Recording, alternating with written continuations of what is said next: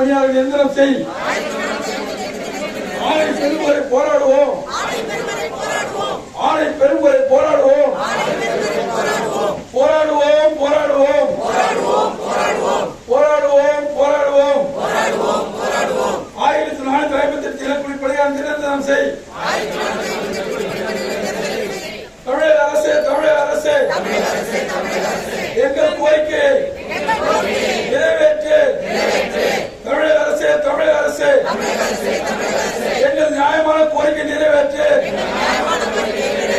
தமிழக அரசு எங்கள் குடும்பங்களை வாழவை. தமிழக அரசு நன்றி உள்ளவரை நாங்கள் இருப்போம்.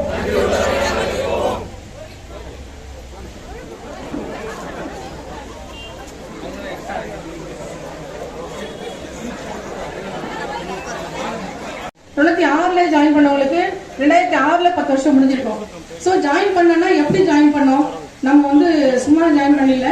அன்னைக்கு நம்ம அதிகாரிகள் நமக்கு வந்து ரெக்கமெண்டேஷன் பண்ணி சேர்த்து விட்டாங்க தான், இல்லைன்னு சொல்லலை. ஆனால் நம்ம என்ன பண்ணோம், ரோலில் வந்து ஜாயின் பண்ணி சம்பளம் வாங்கணும். நம்ம ரோலில் சம்பளம் வாங்கினா எப்படி சும்மா வாங்கல, ஸ்டாம்ப் ஒட்டி கையெழுத்து போட்டு சம்பளம் வாங்கணும்.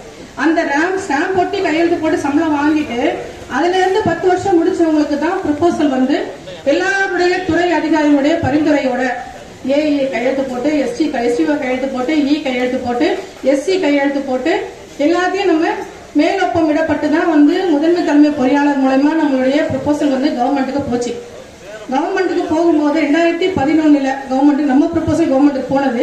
ஆனா இதுக்கு முன்னாடி நிறைய ப்ரொபோசல் போயிட்டு நம்மள மாதிரி வேலை பார்த்தவங்க 2007, 2010, 2012 நம்ம கூட வேலை பார்த்தவங்களே பர்மனெண்ட் ஆகி இன்னைக்கு வந்து நம்ம கூடவே இருக்கிறாங்க. எப்படி இருக்காங்கன்னா, ஒருத்தங்க வந்து ஜேடிஓவாகவும், ஒருத்தங்க வந்து HDஓவாகவும், ஒருத்தங்க வந்து கண்காணிப்பாளராகவும் இருக்காங்க.